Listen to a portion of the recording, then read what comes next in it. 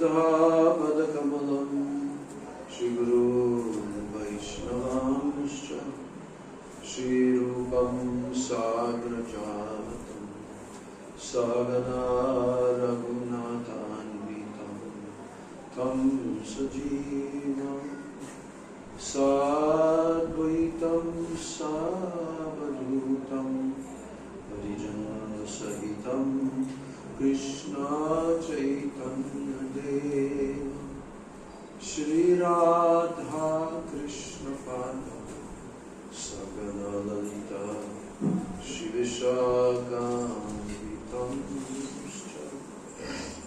Om Jnana Timirandasya Jnananjana Shalakaya Chakshurunmilitam Yena Tasmai Shri Gurave Namaha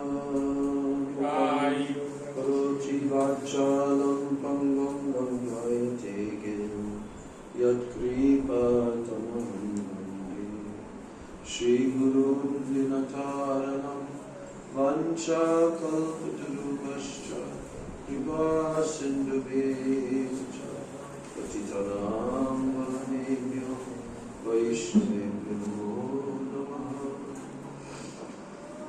Namo Mahabhadanaya Krishna Prema Pradayate Krishnaya Krishna Chaitanya Namni Gaura Tishe Namo Nityananda Maham Naumi Sarvananda Karam Param Harinama Pradam Devam Avadhuta Shiromani Panchatattvatmakam Krishna Bhaktarupa Swarupakam Bhaktavataram Bhaktakyam Namami Bhakta Shantikam He Krishna Karuna Sindho Dinabandho Jagatpate Gopesha Gopikakanda Radha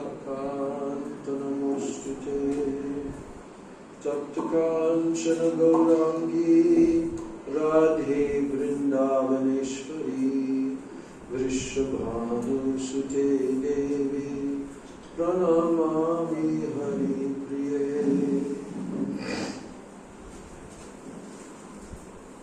Jayatam Suruto Pangor Mama Mandamater Gati Matsarvasvapadam Bojo Radha Madana Mohana Divyat Vrindaranya Kalpadrumadha Shrimad Ratnagara Simhasanaso Shrimad Radha Shila Govinda Devo Kristalabhisek Manos Marami Shrimad Rasarasaramhi Vam Shivata Tatakstitaha Karshana Venus Vanair Gopir Gopinata Shri Stunaha Bhaktya Vihina Aparadha Lakshay Kiptascha Kamadi Taranga Madhye Kripamai Tvam Sharanam Prapanna Vrinde Namaste Charanarvindam Shri Krishna Chaitanya Prabhu Nityananda Shri Advaita Gadadhar Shivasadi Gaur Bhakta Vrinda Hare Krishna Krishna Krishna Hare Hare Hare Rama Rama Rama Hare Hare Hare Krishna Krishna Krishna Hare Hare Hare Rama Rama Rama Hare Hare Hare Krishna Krishna Krishna Hare Hare Hare Rama Rama Rama Hare Hare. First of all, I'm offering my unlimited Dandavat Pranams, my Shraddha Pushpanjali, at the lotus feet of my most worshipable beloved Gurudev, Nityalila Pravishta Om Vishnupad Paramahansa, Ashtatarashata Sri Shila, A.C. Bhakti Vedanta, Swami Maharaj, Srila Prabhupada. Then I'm offering my same unlimited Dandavat Pranams And my Shraddha Pushpanjali at the lotus feet of my most worshipable beloved Siksha Gurudevs, Nitya Lila Pravishto Vishnupad Paramahansa, Ashtatarasata Sri Shila Bhakti Rakshak Sridhar Goswami Maharaj, and Nitya Lila Pravishta Om Vishnupad Paramahansa, Ashtatarasata Sri Shila Bhakti Vedanta Narayan Goswami Maharaj. And I offer my Dandavat pranams at the lotus feet of all of my Sri Sri Rupa Nuga Guru Varga. And I offer my Dandavat pranams at the lotus feet of all the Vaishnavas and all the Vaishnavis.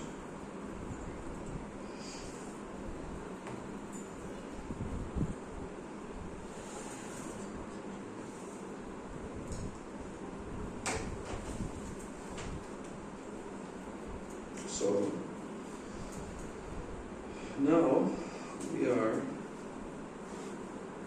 getting near to the end of the explanation that Srila Krishnadas Kaviraj Goswami Pad has given for the verse describing the various names of Srimati Radhika. That verse is Devi Krishnamayi Prokta Radhika Paradevata, and so forth. So now, in our last class, Srila Kaviraj Goswami was explaining each and every word of that verse, and various meanings also for the word. One word can mean 3-4 different things. So he very exhaustively explained this verse and how this verse gives the names of Srimati Radhika, and those names indicate all of her glories, all of her functions, what is her relationship with Sri Krishna. For example, he says here, Kivva Kanti Shabde Krishnera Sab Icha Kahe, Krishner Sakala Vansha Radhate Rahe. So the word Kanti, the word Kanti may also mean all the desires of Lord Krishna. Kanti. All the desires of Lord Krishna rest in Srimati Radharani. You should try to digest that statement. All of the desires of Krishna. Krishna Sakala Vancha. That means all of his desires. Not part of them, not a few of them, not some of them, all. Sakala Vancha. All of his desires. Radha Te Rahe. They all rest in Srimati Radharani. How glorious is Srimati Radharani. Radhika Koren Krishner Vanchita Puran Sarvakanti Shabder E Artha Vivaran. So, the word Sarvakanti that is in this verse. Here is the complete meaning of it. Srimati Radhika fulfills all the desires of Lord Krishna. Vanchita Puram. Krishner Vanchita Puram. Puram means complete fulfillment. Radhika Koren. Krishnera Vanchita Puram. That's what Radhika does. She fulfills all of Krishna's desires. That's what she does. Does she do it sometimes? Does she do it part of the time? Does she do it while she's asleep at night? Or during the day? No. Every single moment of all of eternity, she is doing this. That's her function. So this is the meaning of the word Sarvakanti. Sarvakanti. She fulfills all of Krishna's desires. So now we come to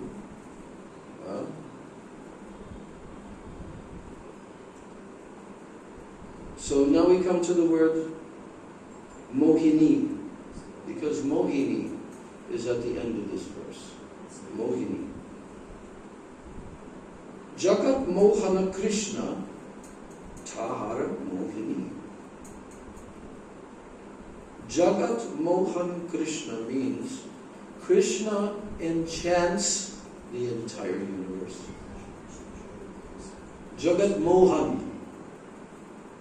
Well, we sometimes say Jagmohan.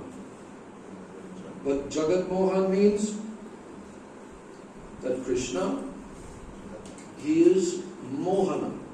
He is enchanting the entire world. Tahar Mohini. But Sri Radha enchants even him. Just imagine. No one can enchant Krishna. Radhika can. Ataeva samaster para Thakurani. Therefore, she is what? Samaster para Thakurani. She is the supreme goddess, the supreme Thakurani of all. Supreme. Para Thakurani. So now, he has completed all the words in that verse. Now he moves on. Radha Purna Shakti, Krishna Purna Shakti Man. Everyone say. Wait. Radha Purna Shakti. Radha Purna Shakti. Radha Purna Shakti. What does that mean? Radha is the complete energy. Yes. Purna Shakti. Purna means what? Om Purnam Adak Purnamidam Purnam. Like this. Purnam. Purnam means complete. Not partial. It means complete. So, Radha Purna Shakti. There isn't any other Shakti outside of her. She is the Purna Shakti. She is the complete energy. All energy is her. Just like all sunshine is the sunshine. You cannot say this portion of the sunshine is different than this portion. No. It's all sunshine coming from the sun. So Srimati Radhika is the Purna Shakti. So Radha Purna Shakti, say that. Radha Purna Shakti. Krishna Purna Shakti Man. Krishna Purna Shakti Man. Radha Purna Shakti, Krishna Purna Shakti Man. Krishna Purna Shakti Man means what? There's Shakti and Shaktiman. That's all that exists in our creation. These two entities. But there's only Shakti and Shaktiman. Did you know that? Did you know that? Yes. When we analyze the absolute truth, there's only these two entities. They make up the absolute truth. The Shakti and the Shaktiman. Shaktiman means the possessor of the Shakti. It's not the opposite way, that the Shakti possesses the Shaktiman. No. Shaktiman is Krishna. That's why he's the supreme absolute truth, because from him everything comes. So the Shakti is dependent on the Shaktiman, but they exist simultaneously, eternally. Everything is dependent on Krishna. Everything. But Radha is the complete Shakti, and Krishna is the complete possessor of all Shakti. Vastu Bednai Shastra Paraman. Dui Vastu. That means these two vastus. Vastu, it means a thing, a vastu, something that exists, an object. So these two, here he says, Dui Vastu Bednai, the Shakti and the Shaktiman, these two. Bednai, that means there's no difference. They are not different. They're not different. Shastra Paraman. This is the evidence. All the Shastras, all the revealed scriptures are declaring this fact, that there's no difference between the Vastu called the Shakti and the Vastu called the Shaktiman. There's no difference. Now, do we know that there is also a difference? Yes, we do. But here, the non-difference is being stressed. And then he gives the example. Kaviraj Goswami, Mrigamada Taraganda Jaiche Aviched Agni Jvalate Jaiche Kabunahi Bed. So here he gives two examples, two analogies. First one, Mrigamada Taraganda. What is Mrigamada? Mriga means the deer. And Mrigamada means what comes from the deer. You know what comes from the deer, the animal, the deer? Musk. Yes, musk.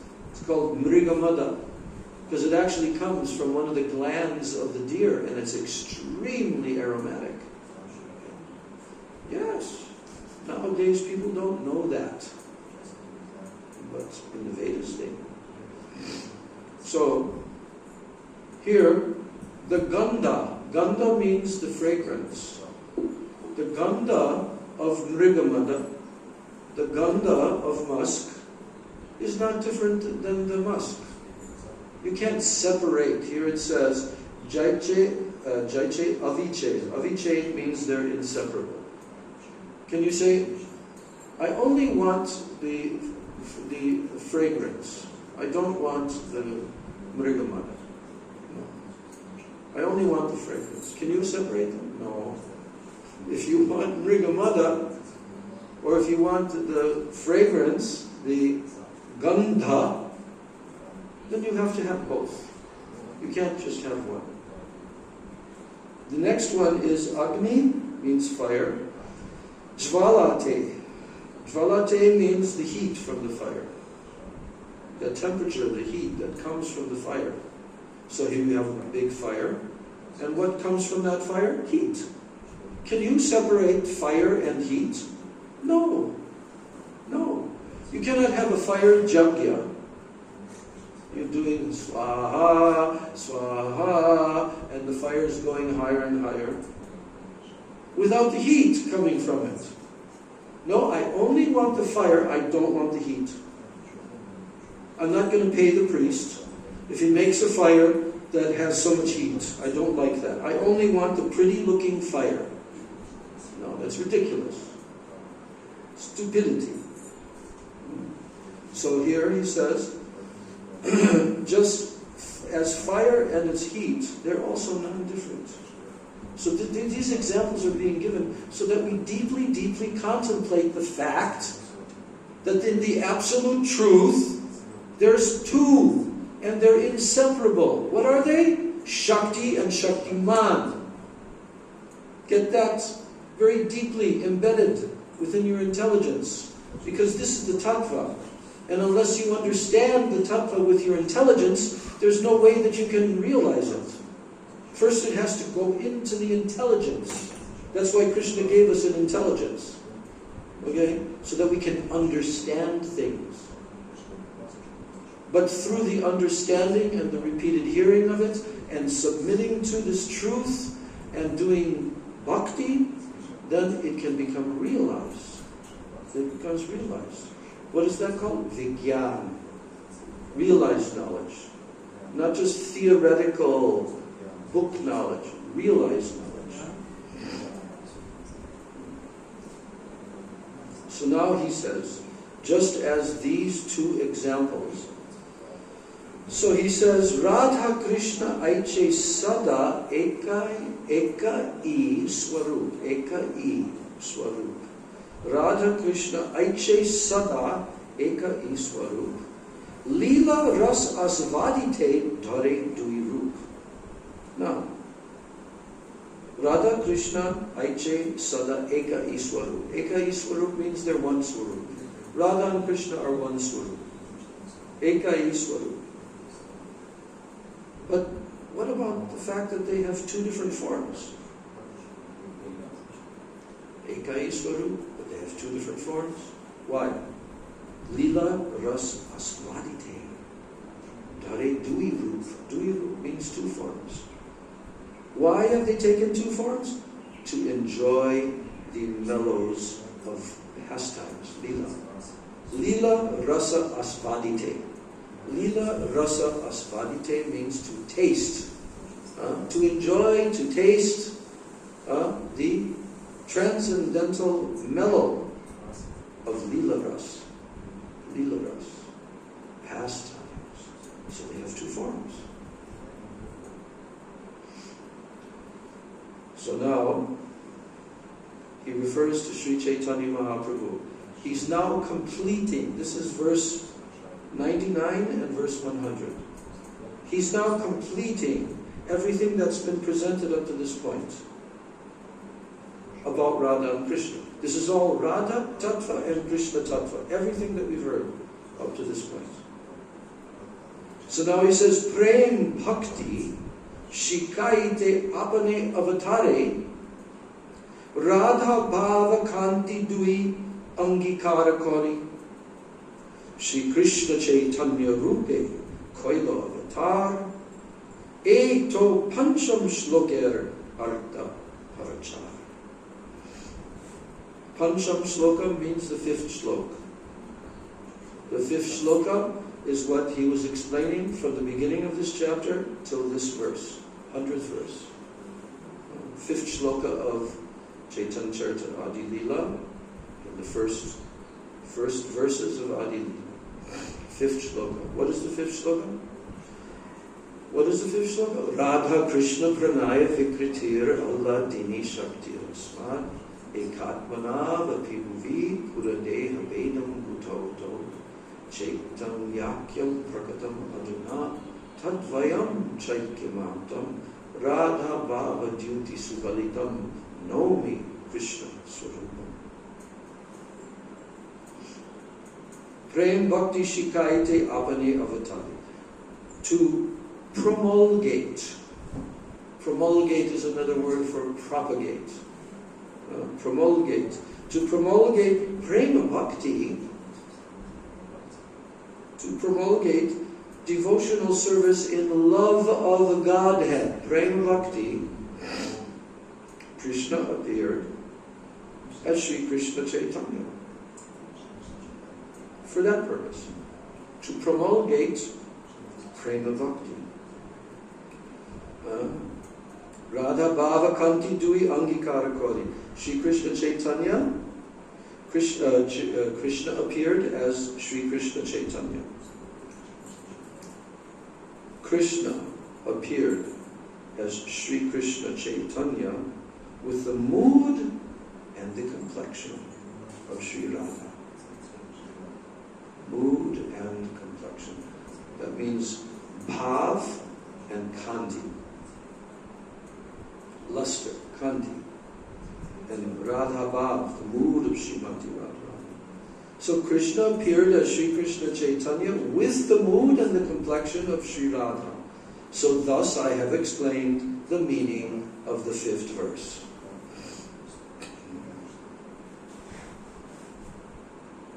Now comes the sixth verse. Shashta Shloker.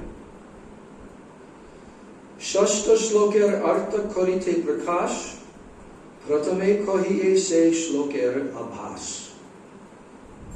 Abhas means a hint in this context. Hint. Abhas. Sometimes we say semblance of or shadow of. We use that word, Abbas. But here now, Kaviraj Goswami is saying, now to explain the 6th verse, I shall first give a hint of its meaning. So what is the 6th verse? He's not telling that. He's first giving a hint of the meaning of the 6th verse. But we know what the 6th verse is. The 6th verse is the verse that is describing the 3 desires that Krishna had. Shri Radhaya Pranaya Mahima Kidrishovamaya. Now he says, to explain the 6th verse, I shall first give a hint of its meaning. Avatari Prabhu Pracharila Sankirtan Eho Bahya Hetu Purve Karyachi Suchan. So he says, the Lord, He came to propagate Sankirtan. Pracharila Sankirtan. But Eho Bahya Hetu, this is an external purpose, as I have already indicated. So how many times do they have to hear that this is external, this is not the internal? That someday they'll get it. Someday they will get it. That Mahaprabhu had internal and external reasons, and the internal reasons are primary, and the external reasons are secondary. They're not as important and as prominent. So this 6th verse is telling what? Absolutely the topmost internal reasons why Mahaprabhu came. Did he come to propagate Sankirtan? Pracharilo Sankirtan. Did Mahaprabhu come to propagate Sankirtan? Yes or no? You can't say more or less. No. You have to say yes or no. Did he come to propagate Sankirtan? Oh my God, are you atheists in this room or something? You're atheists. You become atheists. I don't know how that happened. Yes, of course he came to propagate Sankirtan. We just heard that. Avatari Prabhu Pracharilo Sankirtan. He came to propagate Sankirtan. Yes, he did. However, Eho Bahya Hetu. This is an external reason. Yes, it's a reason. It is one of the reasons, but it's in the category of what? Bahya Hetu. Bahya means external. And then he says, I've already told this. Where did he tell it? He told it in the 3rd chapter. He told it partially in the 4th chapter. And now we're in the 4th chapter. But the 4th chapter is we're only 1/3 of the way through. But now he's giving the hint of the meaning of the 6th verse. So avatarer ar ek ache mukya bij. What does mukya bij mean? You know what bij means? It means seed. What does mukya mean? What does mukya mean? Principle. The principal seed. Mukya bij. And here he's saying, for the cause for Lord Krishna's appearance. There is a cause for Lord Krishna's appearance. And it grows from this one bij, mukya, principal seed. So the principal cause of Krishna's descent in his incarnation as Krishna and also as Mahaprabhu. What is the principal mukya bij? Rasika Shekhar Krishna. Sekarya Nija. And what does that mean? Rasika Shekhar Krishner Se Karja Nija. It means that Krishna's principal purpose, his karya, nija karya, means here Prabhupada translates karya as business. Prabhupada, he uses the word business a lot. Like, what's your purpose? What's your business? What are you doing? So here he's saying Rasika Shekhar Krishna Sekharja Nija. Krishna's principal cause for his appearance, it grows from his own engagements as the foremost enjoyer of loving exchanges. What does that mean? Rasika Shekhar. Krishna's foremost his engagement. His foremost engagement is to taste ras. Rasika Shekhar. That means he is the foremost enjoyer of all rasika. That means loving exchanges. Loving exchanges. He is the foremost. Rasika Shekhar. So this is the principal cause for his appearance. What is it? That he's Rasika Shekhar? There are two causes. Earlier in this chapter were the famous two verses. Rasika Shekhar Krishna, Parama Karunya, Dui Hetu Hoite, Ichar Udgama. Ichar Udgama means from these two desires of Krishna's. Ichar means from his desire, Udgama, his descent into this world. It comes from those two qualities of Krishna. That he's Rasika Shekhar and he's Parama Karunya. He's supremely merciful. Those two.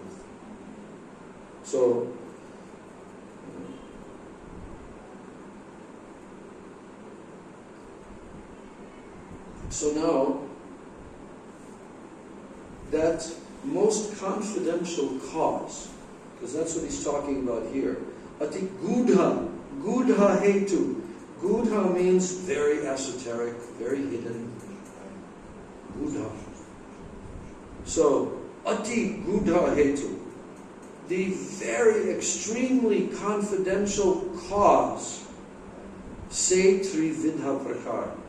It has come from three different, it is three different causes. Three reasons, three different causes. Trividha Prakar. Ati Gudha Hetu. Very, very confidential is actually three. Damodar Swarup Hoite Jahar Prachar. Who revealed this fact in this world? Swarup Damodar Goswami. He revealed this fact.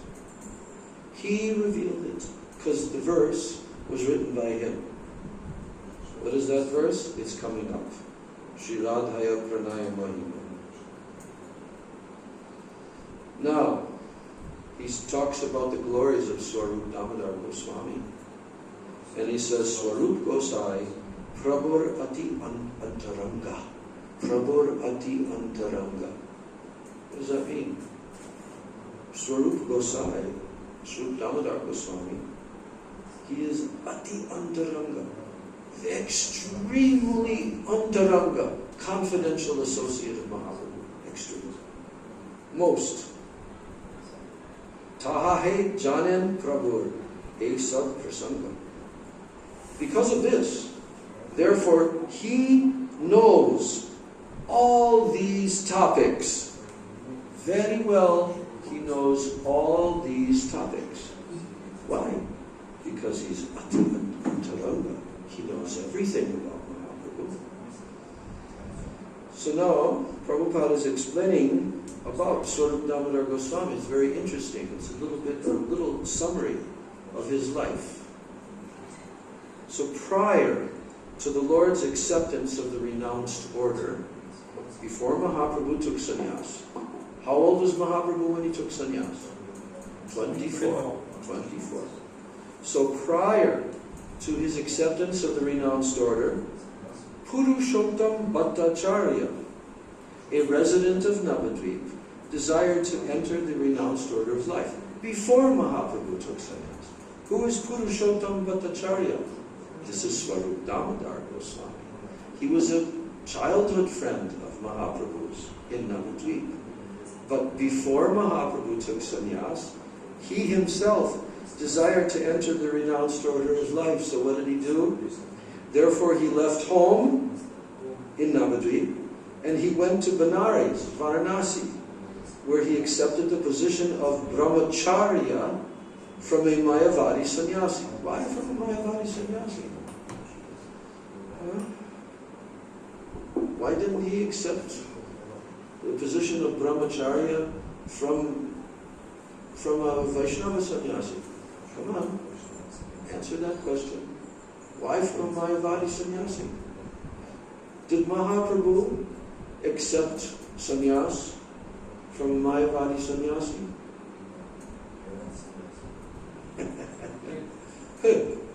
Everyone is stumped. Who is Mahaprabhu's sannyas guru? Was he a Mayavadi sannyasi? He's in the line of who? Shankaracharya.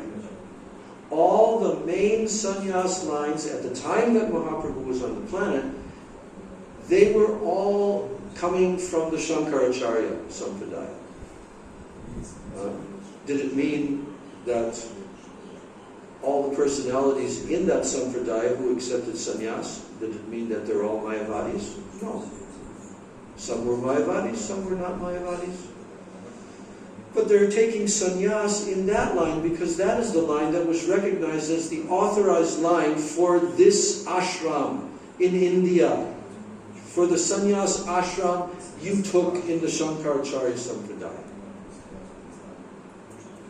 When did that change? Huh? Can't hear. Yeah. Yes.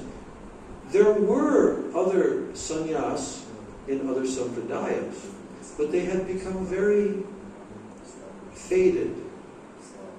They're not prominent. Srila Bhaktisiddhanta Saraswati Thakur, he studied the Ramanuja Sampradaya in particular. And there was a Tridanda sannyas that was existing in ancient times. So therefore, he revived that. Yes. He himself, that only an empowered, greatly empowered personality can do that. Did he take sannyas, this Tridanda sannyas, from another sannyasi, Tridandi sannyasi? No. He sat in front of a picture of his Guru Maharaj, Gaura Das Babaji. But he established this Daivi Varnashram Dharma. He established that by taking sannyas. He did not receive it. He re-established this sannyas from ancient times. So, Swarup Damodar, who is named Purushottam Bhattacharya, he went to Varanasi and he accepted the position of brahmacharya from a Mayavadi sannyasi. He didn't accept sannyas, he accepted the position of brahmacharya. So when he became a brahmachari, he was given the name Sri Damodar Swarup.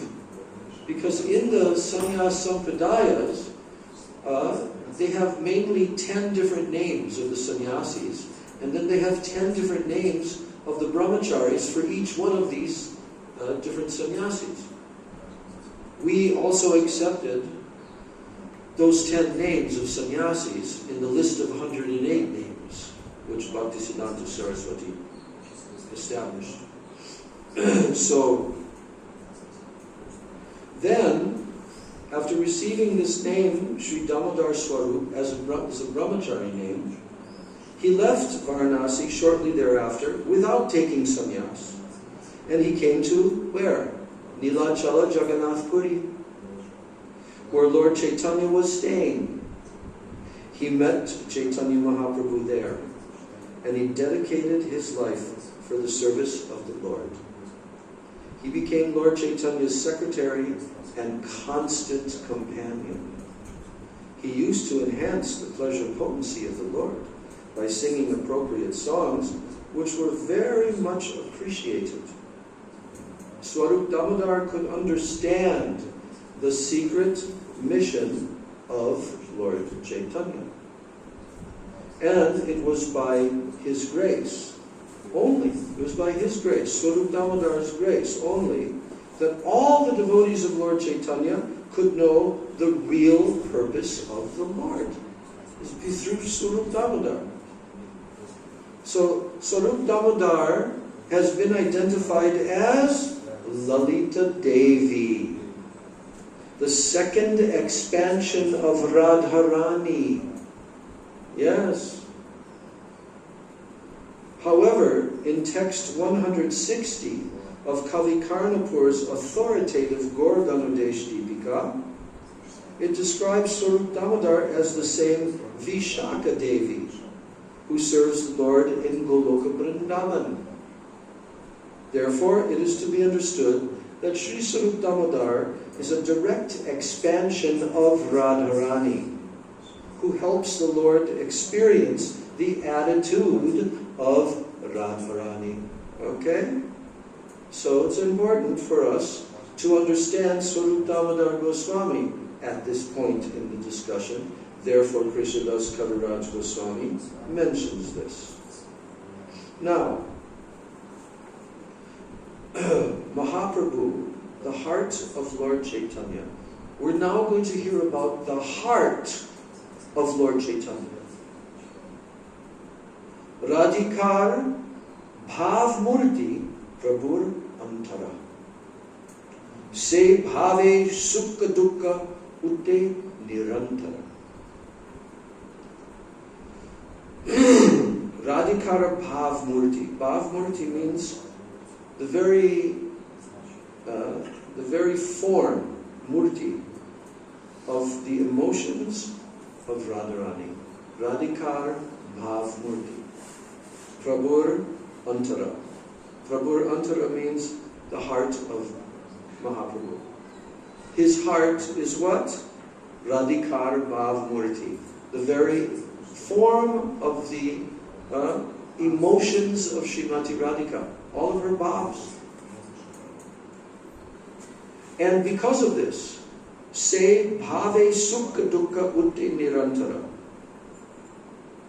The feelings of sukha and dukkha, pain and pleasure, they are constantly arising. Utte means they're arising in his heart, constantly, nirantara, constantly. So Prabhupada tells, Lord Chaitanya's heart was full of the feelings of Srimati Radha. And his appearance also resembled hers. Did you know that? Did you know that Mahaprabhu resembled Srimati Radharani's appearance? Oh, yes. Mahaprabhu looked like Srimati Radharani. So Swarup Damodar has explained his attitude as Radha Bhav Murti, the attitude of Radharani. So, one who engages in sense gratification on the material platform, he can hardly understand Radha Bhav. How is a person going to understand Radha Bhav when they're completely absorbed in the illusory attractions of the material objects of this world? And they're going to understand Radha Bhav, the most confidential existing reality? Never, never, never. One who engages in sense gratification on the material platform can hardly understand Radha Bhav.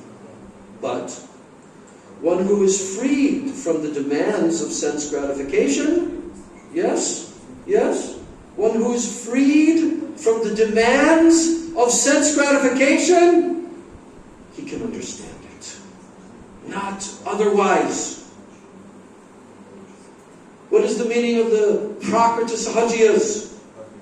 It is this. They're trying to mix material sense gratification into the transcendental realm. It's a complete aparad. Yes? They cannot understand at all. Just a complete farce. That's what it is. It's not transcendental. It's called prakrita. It means mundane material. Prakrita.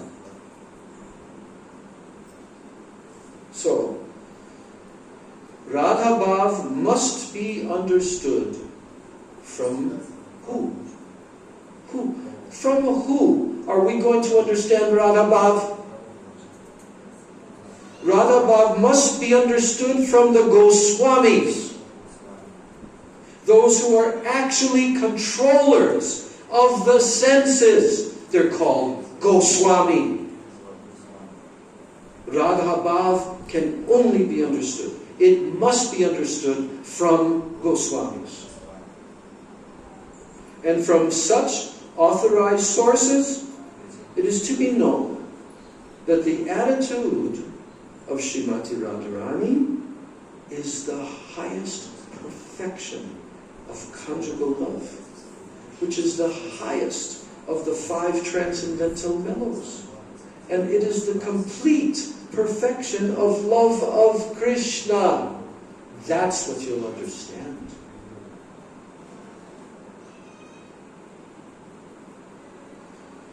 So these transcendental affairs, they can be understood on 2 platforms.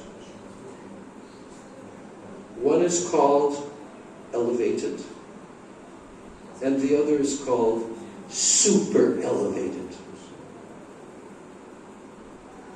What can be understood? All of these transcendental affairs. The loving affairs that are exhibited in Dwarka are the elevated form in Dwarka. They're elevated. But the super elevated position is reached in the manifestation of the pastimes of Vrindavan. The attitude of Lord Chaitanya is certainly super elevated.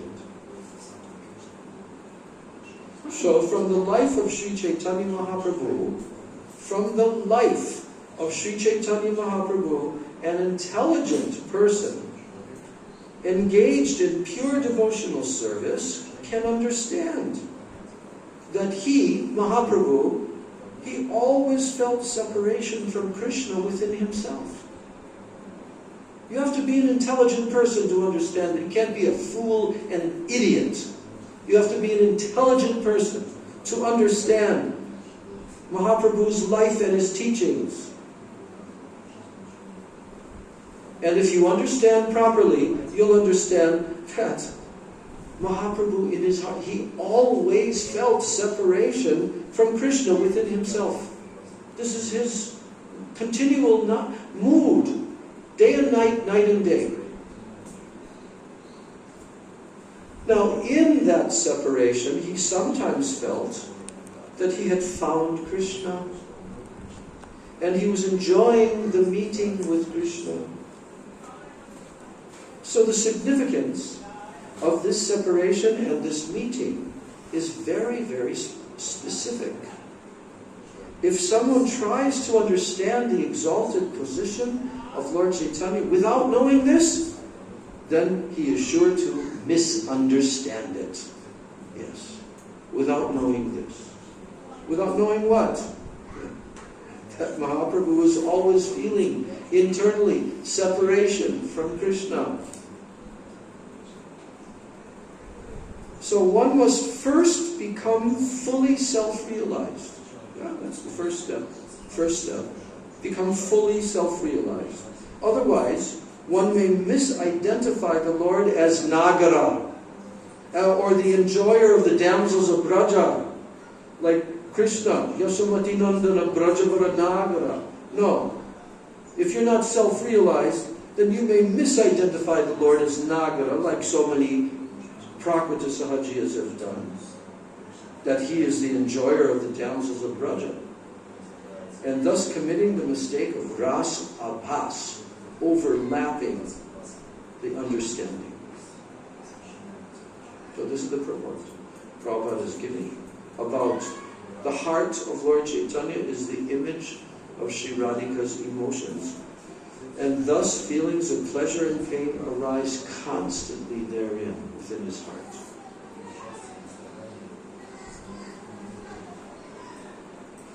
So Kaviraj Goswami is telling that the final portion of Mahaprabhu's pastimes, which is known as what? Antya Lila. His Antya Lila. So, Shesh Lila. Shesh also means final. Final Leelas, final pastimes. Prabhu Krishna Viraha Unmad. Unmad. Viraha Unmad. Krishna Viraha Unmad. That means, in the final portions of Mahaprabhu's pastimes, Lord Chaitanya was obsessed with the madness of separation from Lord Krishna. Absolute obsession, day and night. And therefore, Brahma Moy Cheshta ar Pralap Moy Vad. He acted in very erroneous ways. It's translated here, Brahm Moy, like bewilderment. Bewilderment. He acted in these erroneous ways, and ar Pralap Moy Vad. He talked deliriously. Pralap Moy Vad. Moy. That means Pralap. Always talking in delirious language. Why? Because Srimati Radharani's mood is like that. So now, Prabhupada says, Lord Sri Chaitanya exhibited the highest stage of the feelings of a devotee in separation from the Lord.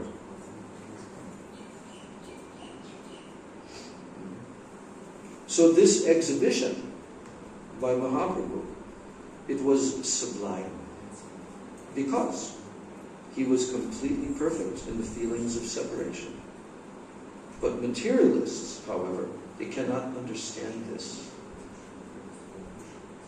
Sometimes materialistic scholars think he was diseased, or that he was crazy.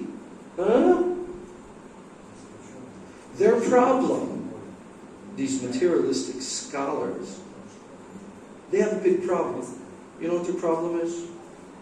They are always engaged in material sense gratification. That's their problem. And therefore they can never understand the feelings of the devotees of the Lord. Materialists are most abominable in their ideas. Materialists are abominable in their thinking, in their ideas.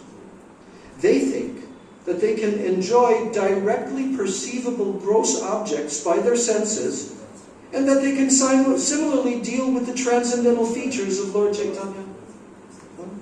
Bogus rascals.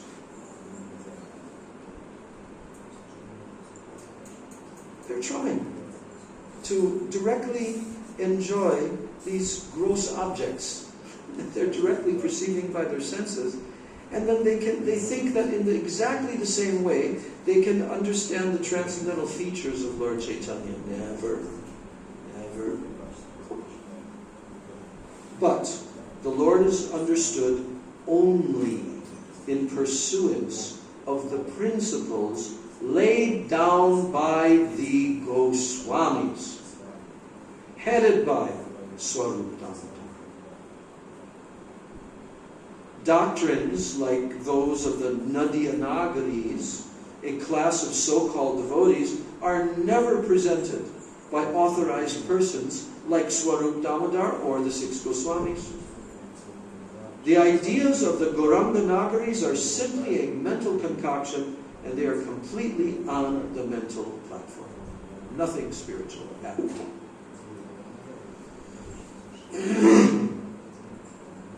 So now, Kaviraj Goswami is comparing Radhika's moods with Mahaprabhu's moods. And here he says, Radhikar Bhav Jaiche Uddhava Darshana. So, here's Uddhav. Uddhav, Krishna's most intimate friend in Mathura. And Krishna sent Uddhav to Vrindavan to deliver his message, yes? Yes. To who? To the gopis. Because the gopis were dying in separation, and Srimati Radhika amongst the gopis.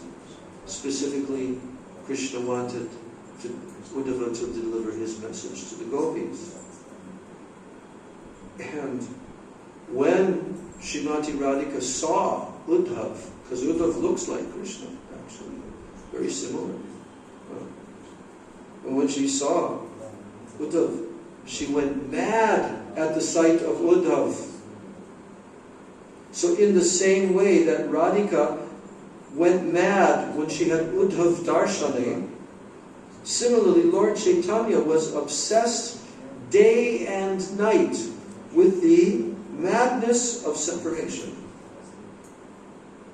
Pave matta. Matta means madness. So rahe ratri dine. That means day and night. He was obsessed with the madness of separation, just as Srimati Radhika was obsessed with madness at the sight of Uddhav. So Prabhupada tells that those under the shelter of the lotus feet of Sri Chaitanya Mahaprabhu, they can understand that his mode of worship of the Supreme Lord Krishna in separation is the real worship of the Lord. Who can understand this? Those who are under the shelter of the lotus feet of Sri Chaitanya Mahaprabhu. They can understand this. So, when the feelings of separation become very intense, then one attains the stage of meeting Sri Krishna. When do you meet Sri Krishna? When what happens? The feelings of what become very intense? Separation. When those feelings of separation become very intense, then one attains the stage of meeting Sri Krishna. The so-called devotees like the Sahajiyas, they cheaply imagine that they are meeting Krishna in Vrindavan. Cheap. Such thinking may be useful, but actually meeting Krishna is possible through the attitude of separation taught by Sri Chaitanya Mahaprabhu. That's how we one day will meet Krishna. Only through that. Separation. So at night, Mahaprabhu talked incoherently, in grief, with his arms around Swarup Damodar's neck. Can you envision that? In the Gambhira. And Mahaprabhu is talking like crazy, mad, and he has his hands around Uddhava's neck. And what did he do? He spoke out his heart in ecstatic inspiration. Aveshe apana bhav, kahiye udgadi. Very exuberantly, he's expressing his heart. Why? Because Swarup Damodar is who? Lalita Devi. He's the expansion of Srimati Radhika. And now he is guiding her. Him, Mahaprabhu. Because Mahaprabhu is Krishna trying to experience Srimati Radhika's moods and bhavs. And he's like drowning in this ocean of separation. And he's holding on to the neck of Swarup Damodar. And Swarup Damodar is the shelter for Mahaprabhu because he knows everything of Radharani's moods. And therefore he sings an appropriate verse. He sings an appropriate song. And Mahaprabhu's moods become so enhanced. You see? So how important is Swarup Damodar Goswami to all of us in this line of Chaitanya Mahaprabhu? He's even in a higher position than Rupa Goswami. Rupa Goswami is in the Anugatya of Swarup Damodar. Just as Rupa Manjari is in the Anugatya of who? Lalita Devi. Yes.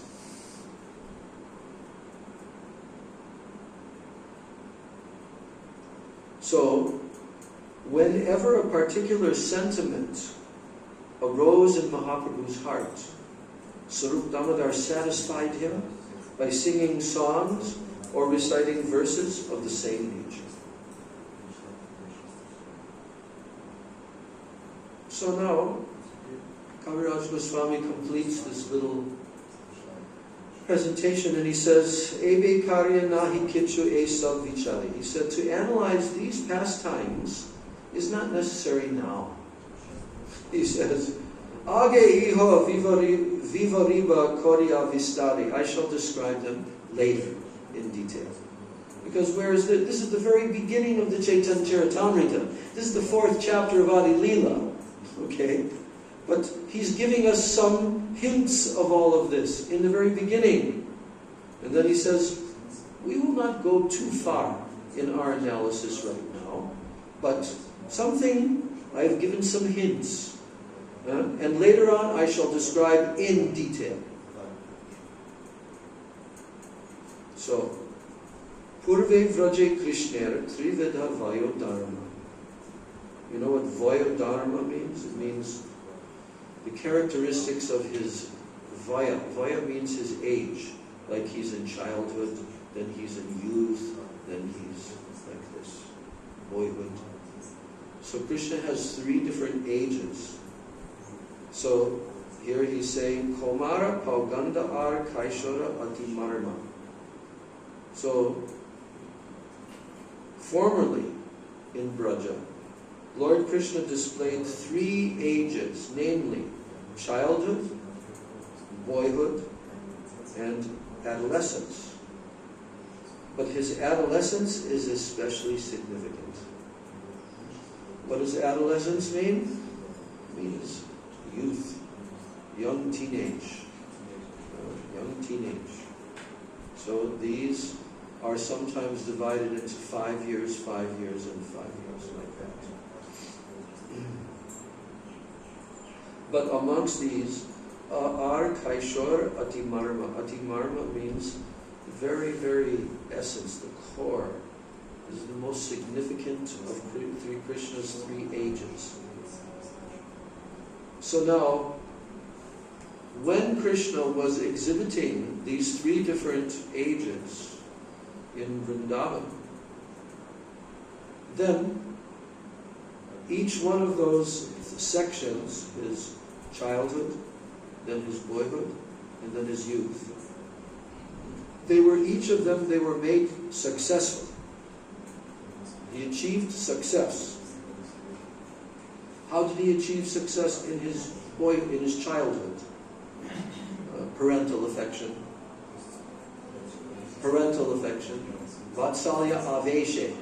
Vatsalya koilo komara safala. Safala means fruitful. So the main feature that enabled Krishna to experience his childhood was what? All the Vatsalya moods that are being smothered. Krishna's being smothered by his mother all the time. It's so much Vatsalya. From the Vatsalya moods of Nanda Maharaj, from the Vatsalya moods of the elderly Gopas and Gopi, so much his little childhood age became complete by Vatsalya. Then Pauganda. Pauganda means his boyhood, like from 5 to 10 years old, around that, actually. It's not really exactly like that. But how did his boyhood become successful? What made his boyhood successful? Sakyabhav, Sakyaras. Yes. Loya Sakabhav. Yes. Because in boyhood, he played and played and played. It's just so unlimitedly and infinitely. He played and played and played and played and played with the cows, with the cowherd boys all the time, every single day, going out into the forest. So his whole boyhood was completely inundated by Sakyaras, Sakyaras, Sakyaras. So he became successful, Safala, with his sakas, with his friends. But now, in his Kaishora age, right? Kaishora means his teenage, his adolescence. What did he do? What did he do in his youth? He tasted the essence of rasa. How? He fulfilled all his desires in pastimes like the rasa dance. With who? Srimati Radhika and the other gopis. That's what made Krishna's youth successful. Madhurya rasa. Rasera niryas. He tasted the essence of all rasa. So, Kaishora Vayase Kams Jagat Sakal. In his youth, Lord Krishna made all three of his ages, and he made the entire universe successful by his pastimes of amorous love, like the rasa dance. Yes. Kaishora Vayase Kams Jagat Sakal Rasadi Lilai Teen Karila Safal. So all three of his ages, and also the entire universe, was made successful by his pastimes that he exhibited, like the amorous love pastimes, the Madhurya Rasa pastimes of the Rasa dance. That's what made all three of his ages successful, and the whole universe. So now he's quoting a Sanskrit verse from the Vishnu Purana, which is stating this fact. Yes.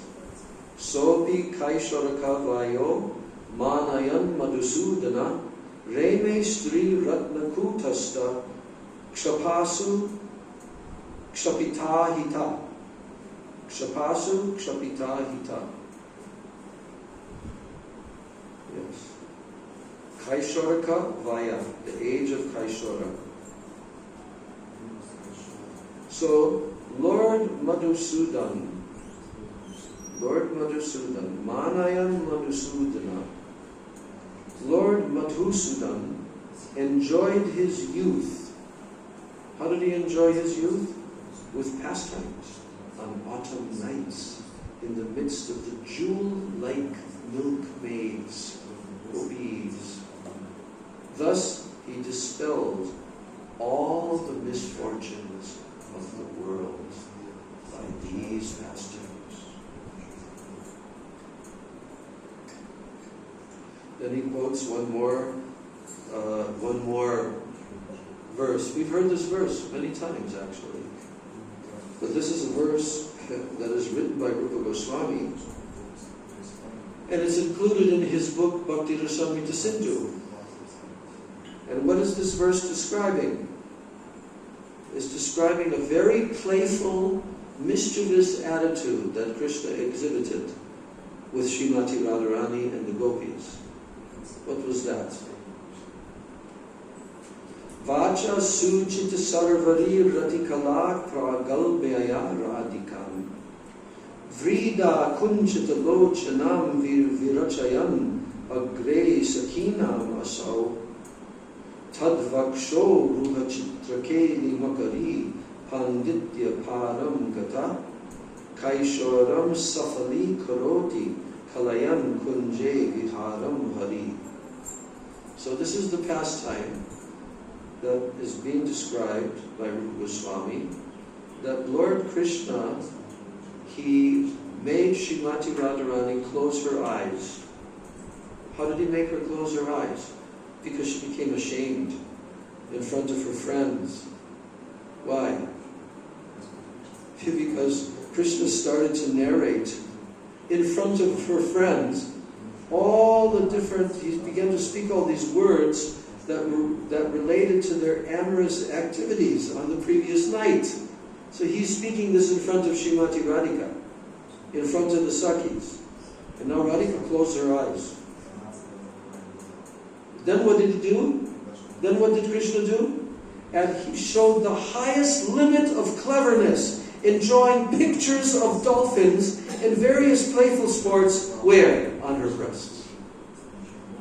While her eyes were closed. This is Krishna. The Vidagdha Madhava, Lalita Madhava. Krishna is so playful. And by doing these playful activities, what did he do? In this way, Lord Hari made his youth successful by performing pastimes in the bushes, in the forest, with Sri Radha and her friends. Yes.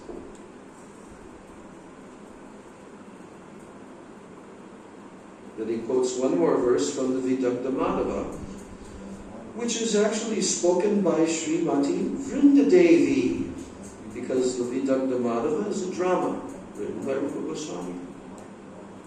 So now he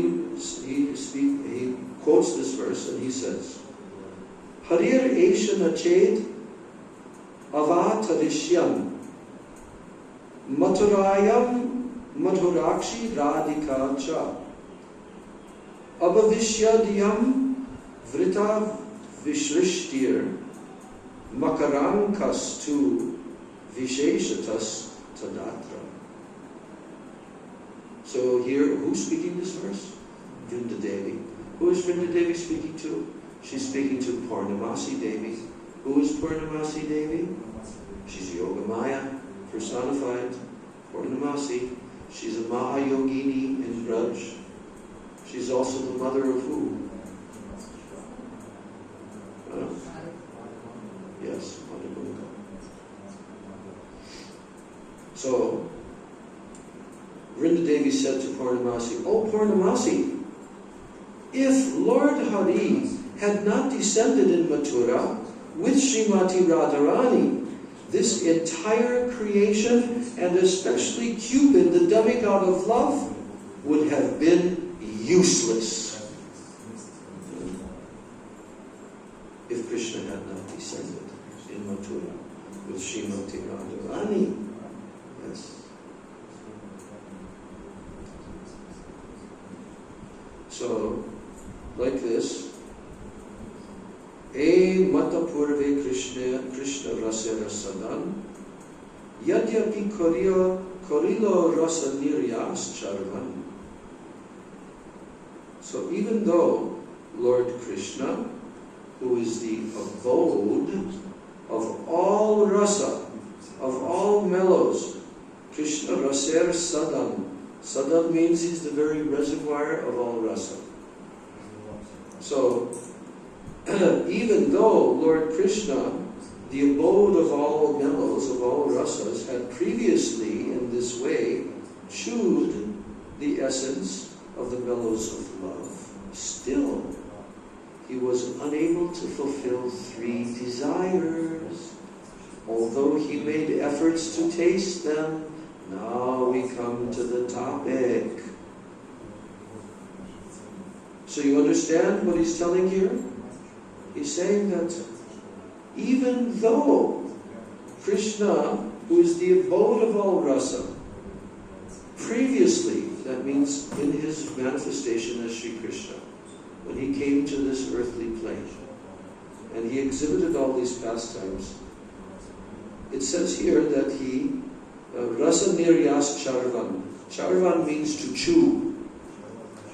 We all like to chew with our teeth. We like chewing. Yes. So Krishna, what does he chew? He chooses ras niryas. He chews the essence of all rasa. That's what Krishna likes to eat all the time, every single moment. The essence of all rasas. But tatapi nahilatin vajatapura. He could not fulfill 3 desires that he had, even though he tasted the essence of rasa.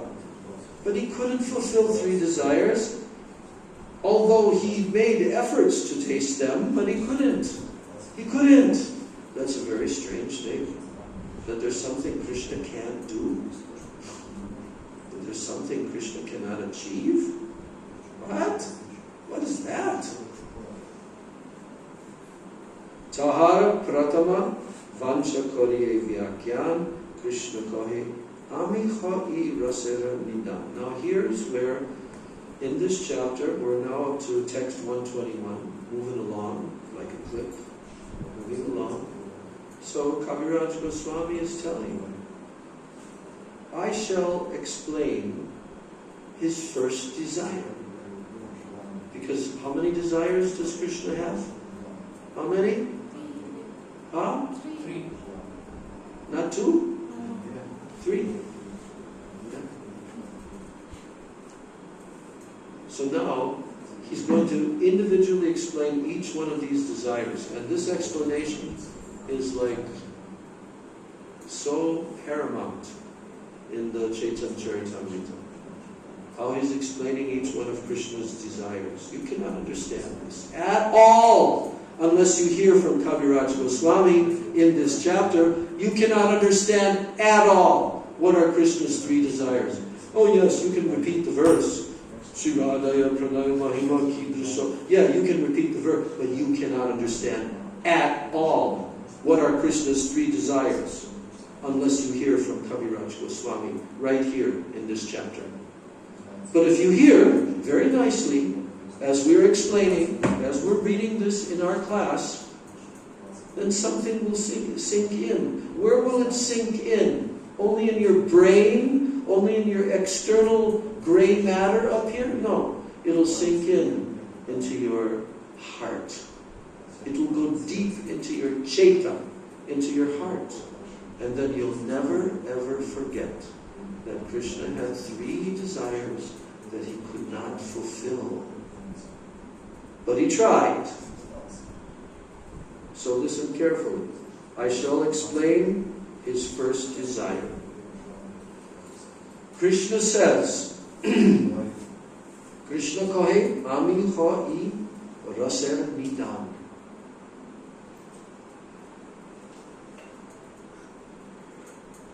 Krishna kahe, Ama hai raser nidan.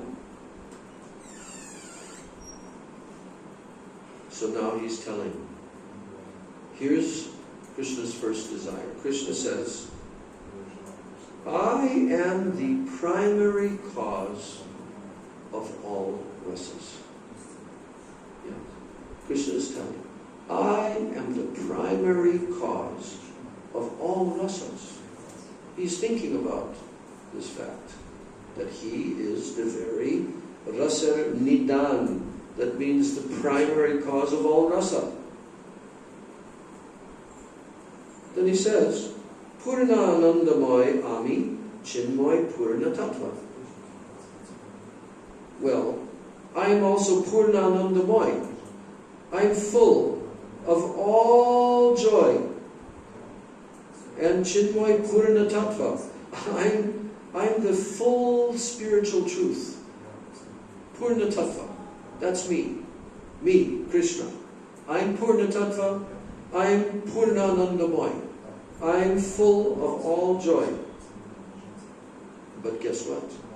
In comparison to me, although I'm these things, Radhikar Preme Amakarai Ummatta. But the love, the prem of Radhika, it makes me completely unmad, completely mad, unmatta. I become completely maddened by the prem of Srimati Radhika. Although I'm Purnanandamoy, I'm completely full, I'm made of complete joy, Purna Ananda. Yes, and I'm Purna Tattva. Yes, Chinmoy, transcendental truth. I'm the full Chinmoy Tattva. But Radhikar Preme Amakaraya Unmata. Radhika's prem makes me unmata, mad. I become mad. So Krishna's thinking about this. So then he says, I don't know. Is there anything Krishna doesn't know? I thought Krishna is all-knowing. He even says that in the Bhagavad Gita, doesn't he? Huh? Vedaham samatitani vartamanani sarvasha. Charjuna, yes. Vishyani Chabutani Mam Tuveda Nakashchana.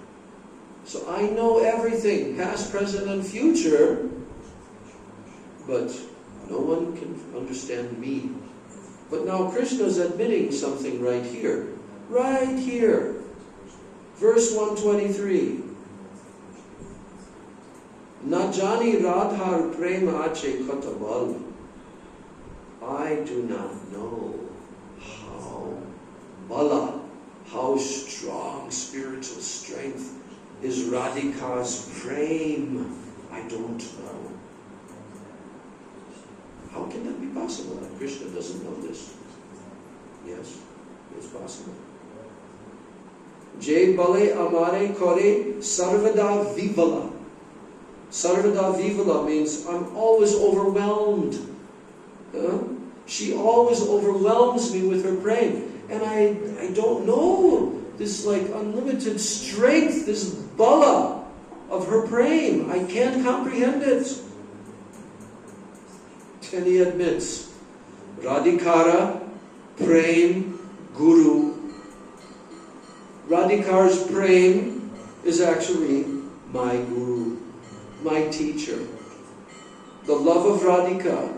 Radhikar Prem Guru, Ami Shishya Nata. I am her dancing student. Shishya Nata, dancing student. But her Prem is my teacher. Krishna is admitting this fact. Sada amanana nrite nachaya udbata. Her praying causes me to dance various novel dances. Her praying does that to me.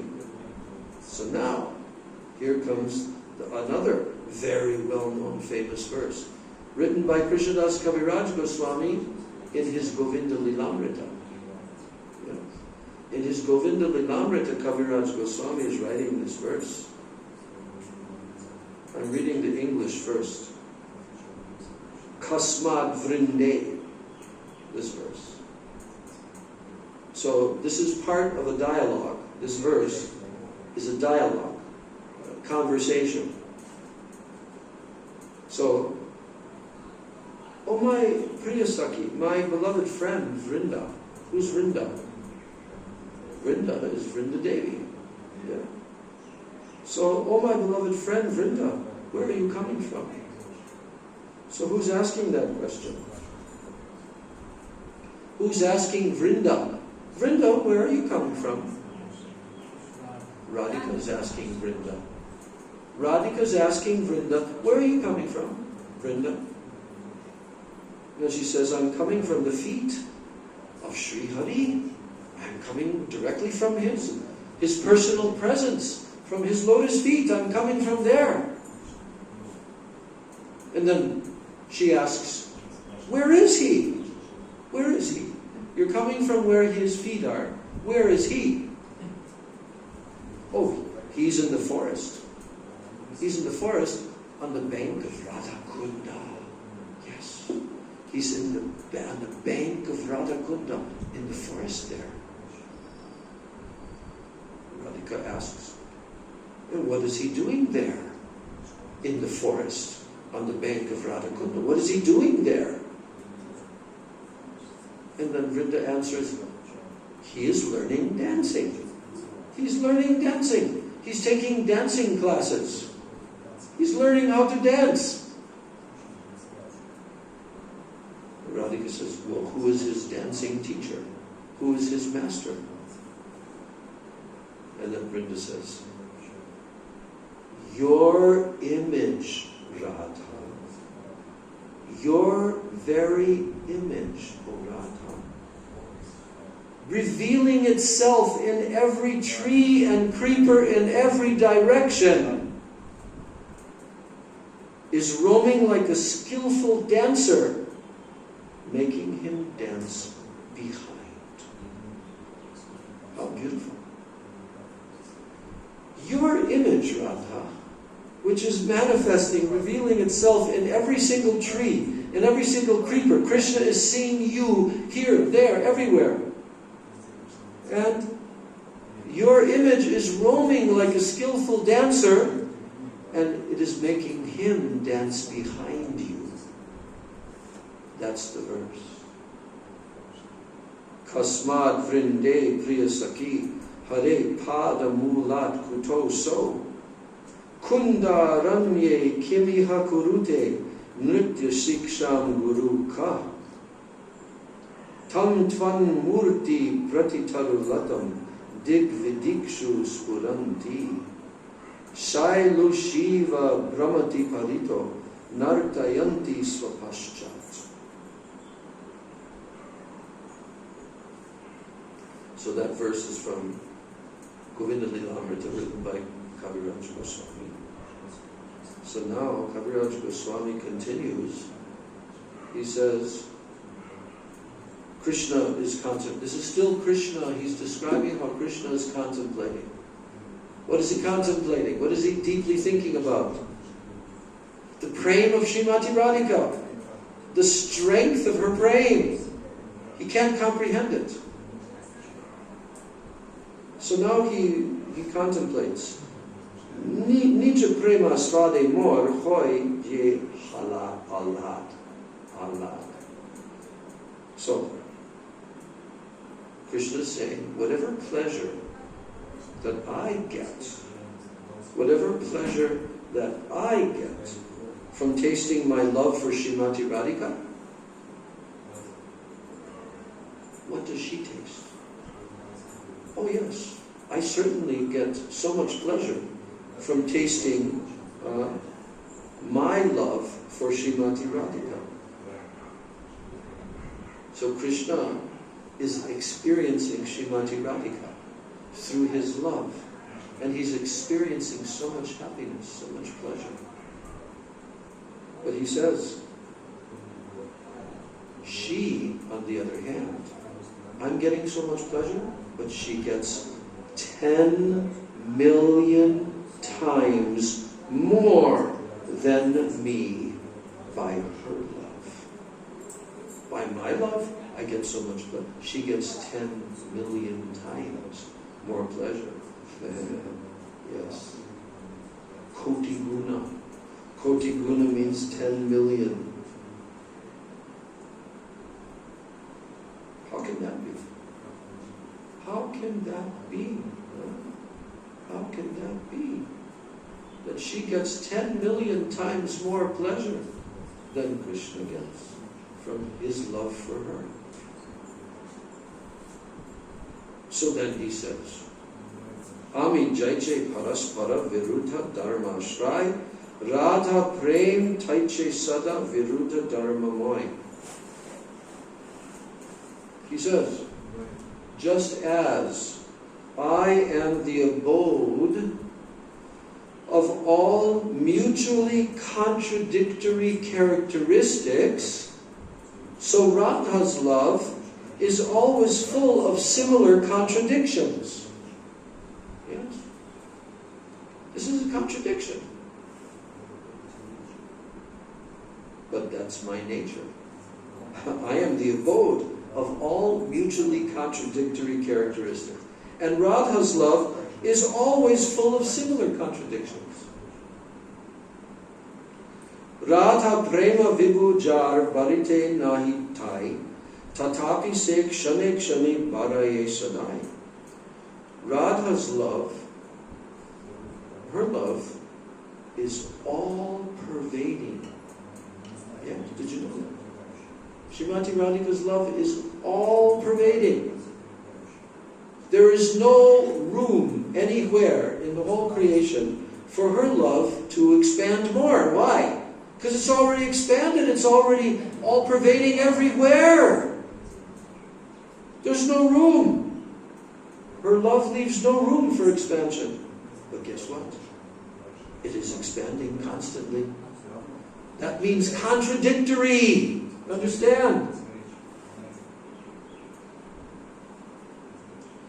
Then Krishna says, yes, there is definitely nothing greater than her love. There is nothing greater. Her love is the supreme existence of anything. There's nothing greater than her love. But yet,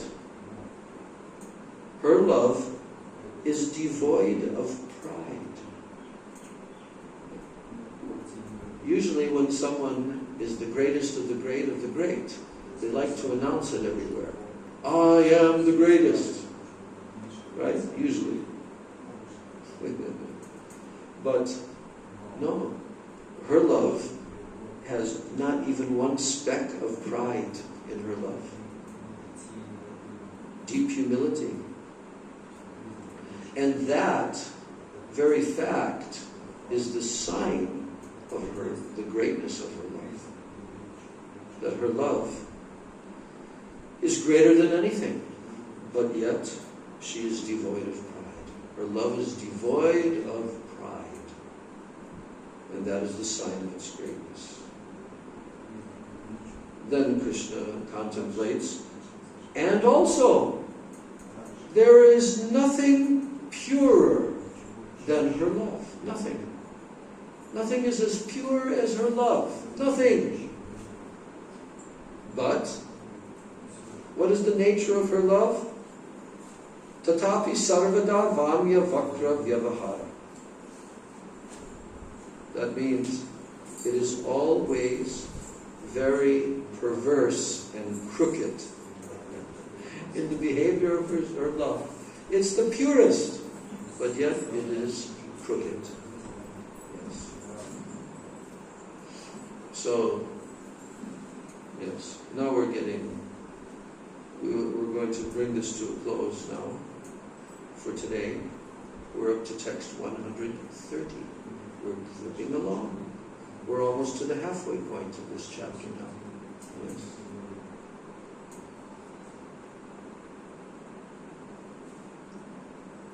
So just to bring this analysis of Krishna to a close, then he quotes a verse from Rupa Goswami, Dan Keli Kaumudi.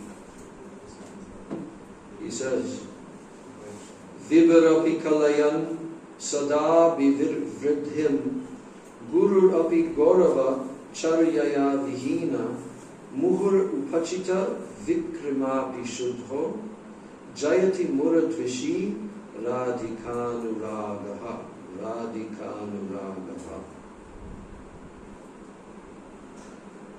All glories to Radha's love for Krishna, who is the enemy of the demon Mura. All glories to Radha's love for Krishna, the enemy of the demon Mura. Although her love is all-pervading, it tends to increase at every moment. And although it is of the greatest, most elevated importance, her love is all important, but it is devoid of pride. And although it is pure, it is always beset with duplicity. So this is a verse from Dan Keli Kaumudi of Srila Rupa Goswami. And in this way Krishna says, Shri Radhika is the highest abode of that love, and I am its only object. So in this way, Kaviraj Goswami is beginning to explain Shri Krishna's three desires. But he's just on the first one right now. Yes. Shri Radhaya Pranaya Mahima Kitrisho Vanayaiva. We'll continue that in our next class, day after tomorrow, on Thursday, the 11th of May. Hare Krishna. Gaur Premanand. Kaviraj Goswami Pada Ki Jai. Shri Chaitanya Charitamritam Ki Jai. Jai Srila Krishnadas Kaviraj Goswami Pad Ki Jai. Srila Rupa Goswami Pad Ki Jai. Srila Sarup Damodar Goswami Pad Ki Jai. Jai Ananta Koti Vaishnava Vrinda Ki Jai. Samagata Gaur Bhakta Vrinda Ki Jai. Nitai Gaur Premanand. Kirtan. He doesn't know how to play that.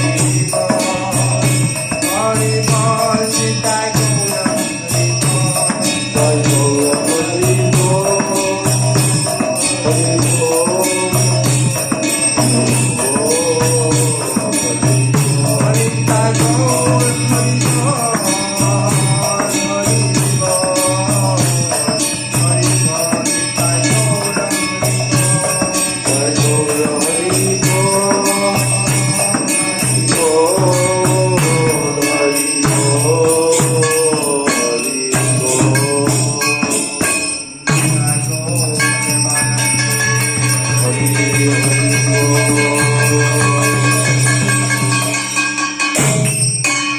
Sikarika, Shri Guru Gaudam, Gandhari, Giridhari, Radha, Vinati, Hari Jiu Ki Jai.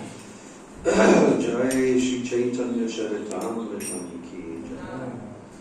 Vrindai Tulsi Devai Priyai Keshavasya Cha Krishna Bhakti Pradidevi Sachavachai Namo Vancha Kalpatarubhascha Kripa Sindhu Bevacha Patitanam Bhavanebhyo Vaishnavebhyo Namo